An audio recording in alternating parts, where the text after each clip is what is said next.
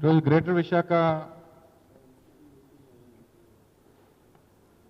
Mayor గారి మీద పెట్టినటువంటి అవిశ్వాస తీర్మానం,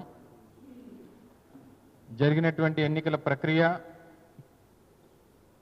అందులో వారికి కావాల్సినటువంటి 74 మంది సభ్యులు సంఖ్య కావాల్సి వస్తే 74 మందితోనే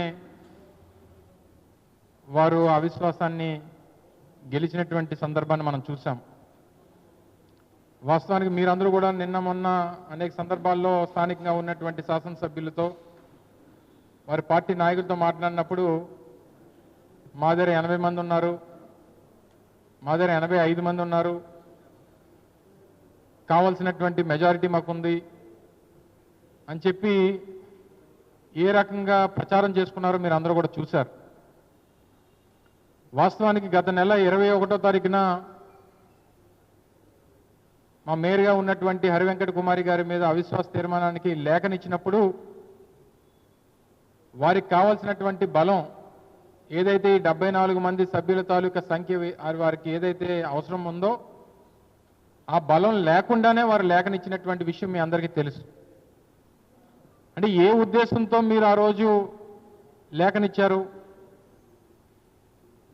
ఏదో రకంగా ప్రలోభ పెట్టో, బెదిరించో, భయపెట్టో, అవసరమైతే కిడ్నాప్ చేసో మా దగ్గర ఉన్నటువంటి సభ్యుల్ని లాక్కొని ఈ మ్యాజిక్ ఫిగర్ని చేరుకునేటువంటి దానికి మేము ప్రయత్నం చేస్తామన్నటువంటి ఉద్దేశంతోనే మీరు చేసినట్టుగా కనబడతా ఉంది. సరే, ఏదేమైనప్పటికీ ఎన్నిక ప్రక్రియ జరిగిన తర్వాత కొంతమంది పెద్ద మనుషులు మాట్లాడినటువంటి మాటలు చూసాం. ధర్మం గెలిచింది, న్యాయం గెలిచింది, ఇటువంటి మాటలు మీరు మాట్లాడేటువంటి దానికి అర్హత లేదు. మీకు పెద్ద పెద్ద మాటలు మాట్లాడి ధర్మం గురించి, న్యాయం గురించి మాట్లాడేటువంటి నైతిక హక్కు స్థానికంగా ఉన్నటువంటి కొంతమంది ప్రజాప్రతినిధులు, శాసనసభ్యులు, పార్లమెంట్ సభ్యులు మాట్లాడారు. మీరు ఆ తాలూకా నైతిక హక్కును కోల్పోయారనేటువంటి విషయాన్ని తెలియజేస్తా ఉన్నాం. మీరు ఈరోజు గెలిచింది మేయర్ మీద పెట్టినటువంటి అవిశ్వాసాన్ని గెలిచారు తప్ప విశాఖపట్నం నగర ప్రజల తాలూకా విశ్వాసాన్ని ఈరోజు తెలుగుదేశం పార్టీ, మిగిలినటువంటి కూటమి పార్టీలు కోల్పోయారనేటువంటి విషయాన్ని తెలియజేస్తా ఉన్నా. ప్రజాస్వామ్య పద్ధతిలో 2021లో జరిగినటువంటి ఎన్నికల్లో విశాఖపట్నం ప్రజలు వైఎస్ఆర్ కాంగ్రెస్ పార్టీకి మద్దతు పలికి 98 మంది కార్పొరేటర్లకి ఎన్నికలు జరిగితే 59 మందిని గెలిపించి 5 సంవత్సరాల పాటు వైఎస్ఆర్ కాంగ్రెస్ పార్టీ మహావిశాఖ నగరపాలక సంస్థని పరిపాలించాలని, తద్వారా ఈ ప్రాంత అభివృద్ధి జరగాలని చెప్పి విశాఖపట్నం నగర ప్రజలు కోరుకున్నారు. సరే, తర్వాత జరిగినటువంటి సాధారణ ఎన్నికలు, వచ్చినటువంటి ఫలితాలు ఏదేమైనప్పటికీ మరో 10 నెలల పాటు మేయర్ గారికి మహావిశాఖ నగరపాలక సంస్థ కాలపరిమితి ఉన్నప్పటికీ మీరు ఈ రకమైనటువంటి అధర్మమైనటువంటి పనులు చేసి దాదాపు 27 మంది మా వైఎస్ఆర్ కాంగ్రెస్ పార్టీ కార్పొరేటర్లని కొంతమంది సంతలో పశువులు కొన్నట్టు కొంతమందిని కొన్నారు, వారికి ఉన్నటువంటి వ్యాపారాలను బెదిరించి కొంతమందిని లాక్కున్నారు, అనేక రకాలుగా వారిని ప్రలోభపెట్టి కొంతమందిని లాక్కున్నారు, బెదిరించి కొంతమందిని లాక్కున్నారు, భయపెట్టాలని కొంతమందిని చూశారు. ఇవన్నీ చేసి ఇన్ని అధర్మమైనటువంటి పనులు చేసి ఇందాక పెద్దలు చెప్పినట్టు, కన్నబాబు గారు చెప్పినట్టు, చావు తప్పి కన్ను లొట్టబోయినట్టు కరెక్ట్గా 74 దగ్గరికి వచ్చి ఆగారు. సరే, ఏదేమైనప్పటికీ ప్రజాస్వామ్యంలో ప్రక్రియల ప్రకారం, చట్ట ప్రకారం ఏదైతే జరగాలో జరుగుతుంది. మేము కూడా నిన్న మా సభ్యులందరికీ కూడా విప్ జారీ చేశాం. అవిశ్వాస తీర్మానానికి హాజరయ్యేటువంటి సభ్యులు ఎవరైతే ఉన్నారో వారందరూ కూడా అవిశ్వాస తీర్మానానికి వ్యతిరేకంగా ఓటు వేయాలని చెప్పి వారిని ఆదేశించాం. దానికి సంబంధించినటువంటి లేఖను కూడా మా విప్ ఎవరైతే మేము పెద్దలు మాజీ శాసనసభ్యులు తైనాలి విజయ్ కుమార్ గారి ద్వారా విప్ని జారీ చేశామో వారు ఇప్పుడే రిటర్నింగ్ ఆఫీసర్ కలెక్టర్ గారికి వారి లేఖను సబ్మిట్ చేశారు. వారి సమాధానం కోసం చూసిన తర్వాత ఎట్టి పరిస్థితుల్లో ఆ 27 మంది సభ్యుల తాలూకా సభ్యత్వం కోల్పోవడం ఖాయం. ఇది చట్టం చెప్తా ఉంది. ప్రజాస్వామ్యబద్ధంగా ఏదైతే చట్ట ప్రకారం ఉందో దాని ప్రకారం 27 మంది సభ్యుల తాలూకా సభ్యత్వం కోల్పోవడం ఖాయం. దానికి కావాల్సినటువంటి చట్ట ప్రక్రియ, న్యాయ ప్రక్రియ, చట్ట ప్రకారం వారు ఏదన్నా వారికి అధికారం ఉంది కదా అని చెప్పి వారు ఏదన్నా తప్పుదోవ పట్టిస్తే న్యాయస్థానానికి వెళ్తాం, వారి సభ్యత్వం కోల్పోవడం ఖాయం అనేటువంటి విషయాన్ని కూడా తెలియజేస్తా ఉన్నాం.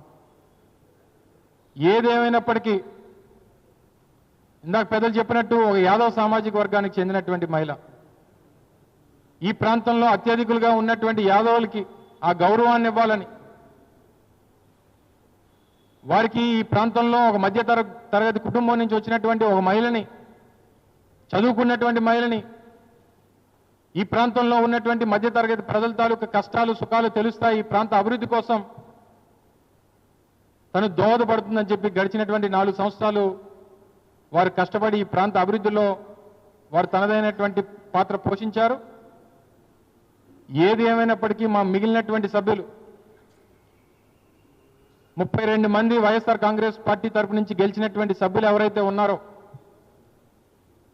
ఎన్ని కష్టాలు ఎదురైనా, ఎన్ని ఇబ్బందులు పెట్టాలని చూసినా, ఎన్ని ప్రలోభాలు పెట్టినా, ఎన్ని బెదిరింపులు పెట్టినా, ఎన్ని దౌర్జన్యాలు చేయాలని చెప్పి చూసినా, పార్టీ కోసం, జగన్మోహన్ రెడ్డి గారి కోసం, ఈ పార్టీ వైఎస్ఆర్ కాంగ్రెస్ పార్టీ ద్వారా గెలిచాం, ఆ పార్టీ కట్టుబడి ఉండాలి అని చెప్పి నీతిగా నిజాయితీగా నిలబడినటువంటి మా వైఎస్ఆర్ కాంగ్రెస్ పార్టీ తరఫున ఉన్నటువంటి కార్పొరేటర్లందరికీ కూడా 2 చేతులు జోడించి పార్టీ తరఫున వారికి కృతజ్ఞతలు తెలియజేస్తా ఉన్నాం.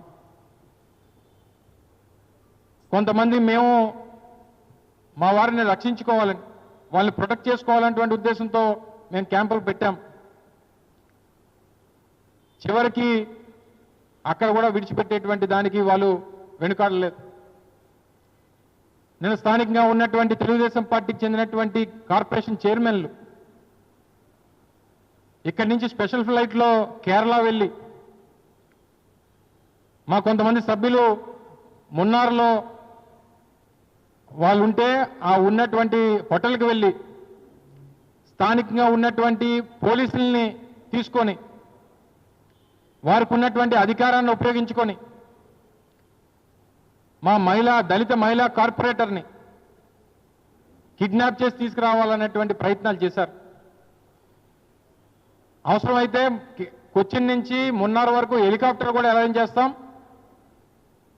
ఇప్పటికే స్పెషల్ ఫ్లైట్ కొచ్చిన్ ఎయిర్పోర్ట్లో ఉంది. అది సీఎం రమేష్ గారి తాలూకా స్పెషల్ ఫ్లైట్ని కొచ్చిన్ ఎయిర్పోర్ట్లో పెట్టాం. మిమ్మల్ని హెలికాప్టర్లో మున్నార్ నుంచి కొచ్చిన్ తీసుకొని వెళ్ళి కొచ్చిన్ నుంచి విశాఖపట్నం తీసుకొస్తాం, మీరు రండి, వస్తారా రారా అని చెప్పి బెదిరించారు. ఒక దళిత మహిళా కార్పొరేటర్ తన రూమ్లో ఉండగా రాత్రి 1:30కి నిన్న రాత్రి 1:30కి తెలుగుదేశం పార్టీ నాయకులిద్దరూ స్థానికంగా వారి బలం కోసం కొంతమంది అక్కడ స్థానికంగా ఉన్నటువంటి కొంతమంది వ్యక్తుల తాలూకు సహకారం, కేరళ పోలీసుల తాలూకు సహకారం తీసుకొని రూముకు వెళ్ళి తనని బెదిరించేటువంటి ప్రయత్నం చేశారు. దానికి సంబంధించినటువంటి విజువల్స్ కూడా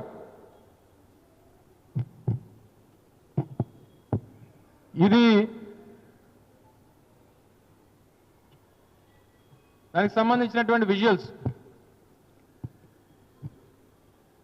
ఒక నియోజకవర్గ సమన్వయకర్త విఎంఆర్డీఏ చైర్మన్ గారు వారు ఇరువురు కలిసి పోలీసుల తాలూకు సహకారంతో, కొంతమంది ప్రైవేట్ వ్యక్తుల తాలూకు సహకారంతో నిన్న రాత్రి 1:30కి ఇది చూడండి ఏం చేస్తున్నారు. ఇదా మీరు మాట్లాడినటువంటి న్యాయం, ధర్మం, సత్య హరిశ్చంద్రులాగా మీరు మాట్లాడుతున్నటువంటి, మీరు పలుకుతున్నటువంటి సూక్తులు,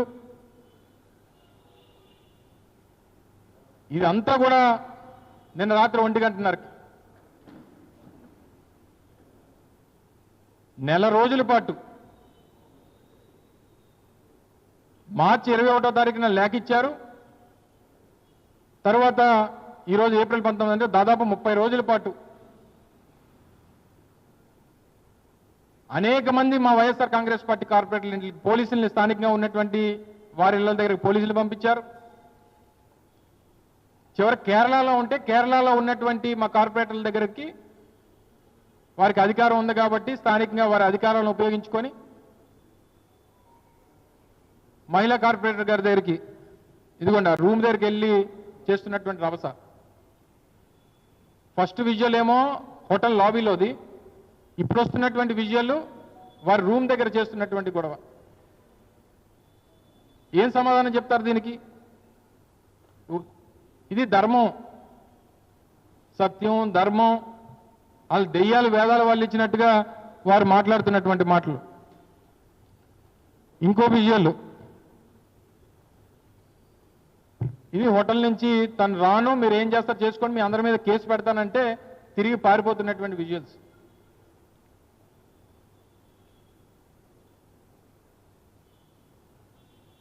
ఇవన్నీ చేసి ఈరోజు మీరేదో ఆ 74తో చావు తప్పి కన్నులట్టుపోయినట్టు మీరు గెలిచి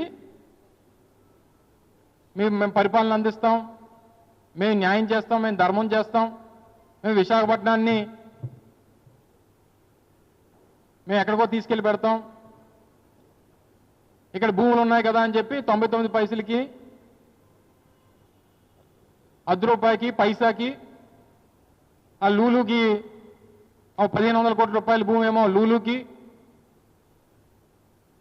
మీరు విశాఖపట్నాన్ని ఉద్ధరించేది ఇది. మీకు అధికారం ఇస్తే, మీకు పెద్ద ఎత్తున ఒక మ్యాండేట్ ఇచ్చి మీకు అవకాశం ఇస్తే మీరు విశాఖపట్నాన్ని ఉద్ధరించేది ఇది. ఇవ్వండి, అమరావతిలో ఉంది కదా, మీకు బోల్డ్ అంత భూమి ఉంది కదా, మీ సొంత భూములు ఉన్నాయి. ఓ ఊరు పేరు లేనటువంటి కంపెనీ, గత నెలలో రిజిస్టర్ అయినటువంటి కంపెనీకి 59 ఎకరాల భూమి ఇచ్చారు. దేనికి ఇస్తున్నారు, ఎందుకు ఇస్తున్నారు, ఏం పెడతానంటే ఇస్తున్నారు? నేను ఐటీ మంత్రి గారు మాట్లాడుతూ, నిన్న నేషనల్ మీడియాతో మాట్లాడుతూ మేము ఇలాగే డీల్స్ చేసుకుంటామని చెప్తున్నాడు సిగ్గు విడిచి. నేషనల్ మీడియాలో, నేషనల్ ఛానల్లో మంత్రి గారిని అడిగితే ఆయన చెప్పేది ఏంటంటే, మాకు ఇప్పటి నుంచి కాదు, మాకు పూర్వం నుంచి 95 నుంచి మాకు ఇది అలవాటు, మేము ఇలాగే భూములు ఇస్తాం, ఇలాగే డీల్స్ చేసుకుంటామని చెప్తున్నాడు.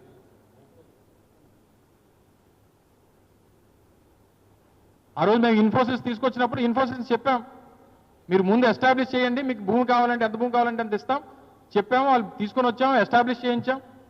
ఇప్పటికొచ్చి ఒక టీసీఎస్ ఎంప్లాయే ఈరోజు వరకు ఇక్కడ వాళ్ళు వర్క్ అనేటువంటిది స్టార్ట్ చేయలేదు.